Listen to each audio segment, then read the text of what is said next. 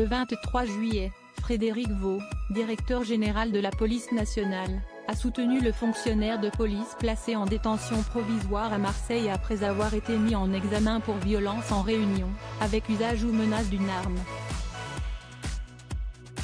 Dans les colonnes du Parisien, il a pris la défense de cet agent des forces de l'ordre qui est soupçonné, avec 3 de ses collègues, d'avoir roué de coups un homme de 21 ans début juillet. Il a notamment déclaré qu'un membre de la police n'a pas sa place en prison, avant un éventuel procès, même s'il a pu commettre des fautes ou des erreurs graves. Lundi 24 juillet, alors qu'il se trouvait en Nouvelle-Calédonie, Emmanuel Macron a été interrogé dans le cadre du JT de 13h de TF1 et de France 2, sur les propos de Frédéric Vaux. Il a alors affirmé ne pas vouloir commenter ces déclarations, avant de préciser qu'il comprend l'émotion chez nos policiers.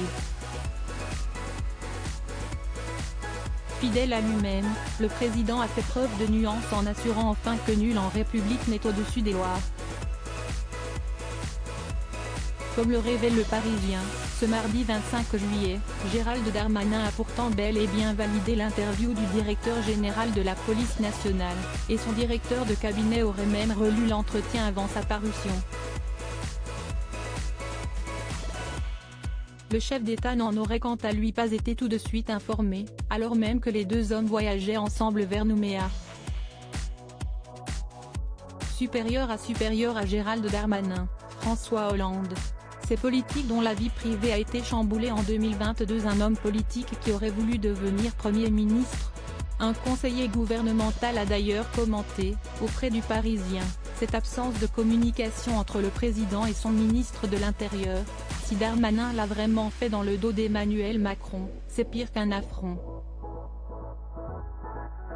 Mais pour plusieurs membres de la majorité, l'homme politique de 40 ans regrette de ne pas avoir été nommé Premier ministre lors du remaniement ministériel.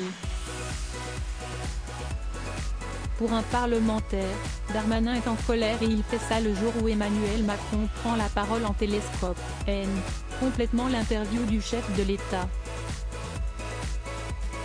Darmanin, il est en mode « je vais faire le tour de force, je vais faire CH.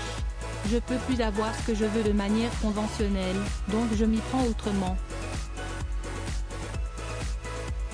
a ajouté un conseiller en guise d'explication. Article écrit avec la collaboration de 6 médias Crédit Photo, Raphaël Lafargue-Poul.